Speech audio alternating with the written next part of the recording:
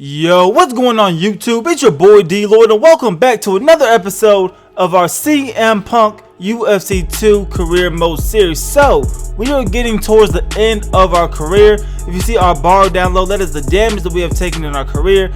Once that bar reaches the red, it's almost time to retire. So we're definitely towards the end of our career, but we're currently 22-1 and we are also currently holding the lightweight title belt. So in this episode, we're going to be taking on a guy named Yancey. He is a kickboxer, 91 overall, 96 stand up, 87 clinch, and an 85 ground game. For his fighter perks, he comes in with tap already, game changer, and ground finisher. So we're going to go ahead and head into training camp, and we're pretty much at this point in our career, we pretty much have everything already maxed out that we want to have maxed out. So I'm just going to work on my movement a little bit to see if we can max this one out, and I think that's the only thing I might work on during this camp.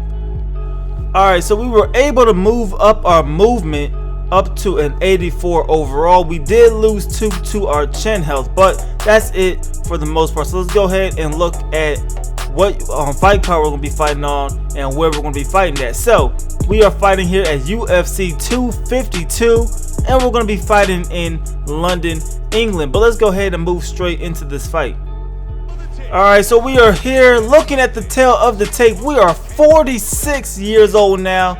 Yancey's 36 years old. He also comes in with a 3-inch reach advantage. But we're going to go ahead and hopefully we can, negate that reach advantage. Try to get inside a little bit. Maybe even take him down. But you see right away, he puts out his hand like he wants to touch gloves, but then he immediately takes his hand right back. So you see me right away throwing a couple blows, and I'm trying to get him up out of here. He looks extremely small in terms of weight compared to us. We're definitely the bigger fighter, because I think CM Punk might actually be a little bit bigger than 170. I'm not sure what how big he is in real life, or what division he's actually going to end up fighting in. But having him down at 155 after we fought at 170 half our career, we definitely should have a size and a power advantage. You see him getting us into the clinch. We're going to try to break out of this one. He gets us into the Muay Thai. We do not want to be here at all, and we're unable to really do much. See if we can get to the single collar. We're able to.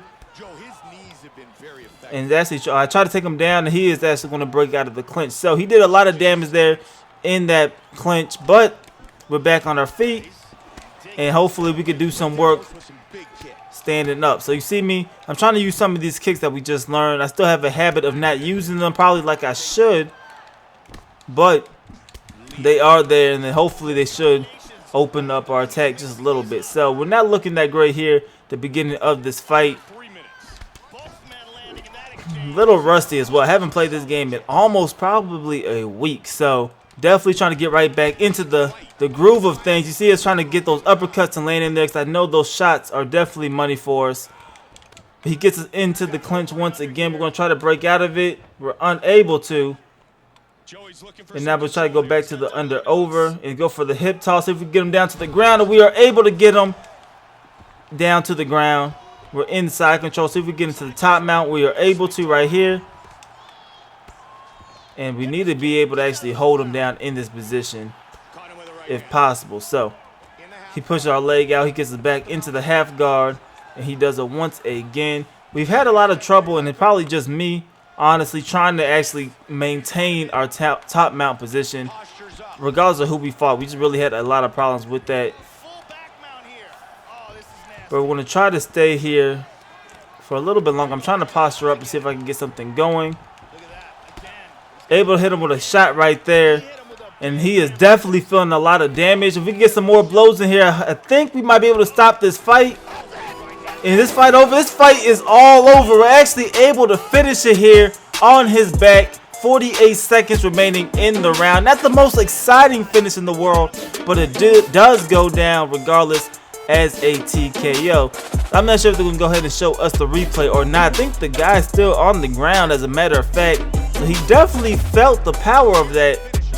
It didn't seem like, it was the hardest blow in the world, but I don't think he had the chin like that. And honestly, he acted like he didn't really want to be here besides the clinch. He had us good in the clinch, but besides that, he didn't do too much. So let's go ahead and go straight to the actual official decision we're going to get our hand-raising victory once again. And we are now 23-1 in the UFC. So we're 46 years old and we are still out here balling, you guys. I don't know how old the game is going to allow us to get, but hopefully we're aiming, you know, at least 47, maybe 48 years of age, and we can still be out here dominating in this lightweight division. So let's go ahead and see if we won any performance of the night awards. I definitely doubt it. We don't never win any of these. I think we maybe won 1, 2 at the most throughout our whole career. And nothing's going to change in this fight. We don't win any performance of the night awards once again. But let's go ahead and see who we will be fighting in the next fight. Alright, so in our next fight, we're going to be taking on Gray Maynard. He is a freestyle wrestler, 97 overall, 94 stand-up, 100 clinch, in a 97 ground game. Now for his fighter perks, he has workhorse, crushing presence, and risk manager, or risk rewards, excuse me. So we'll go ahead and we actually, what is this? We lose one of our training camps as usual. We always have something go wrong when we have a big time fight coming up, but this is definitely a step up in competition from our last fight. We do get a boost right here, so I guess we do get a little bit of a advantage after we lost a training camp length. But we didn't lose a training camp, we just lost the ability to train on the ground. Okay, I probably should have read that, but we can't train on the ground. That's all good. I'm not really worried about that at all. We'll go ahead and actually work on our clinch power and our clinch grappling during this camp.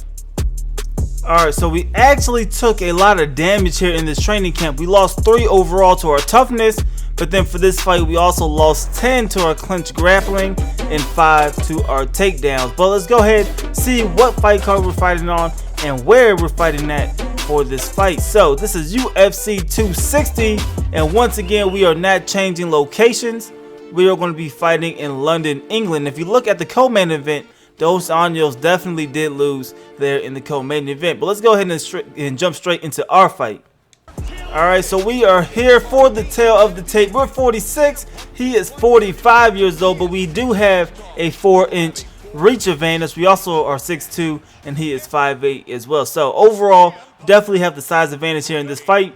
Definitely want to use it a little bit because I don't want to get into the clinch with him.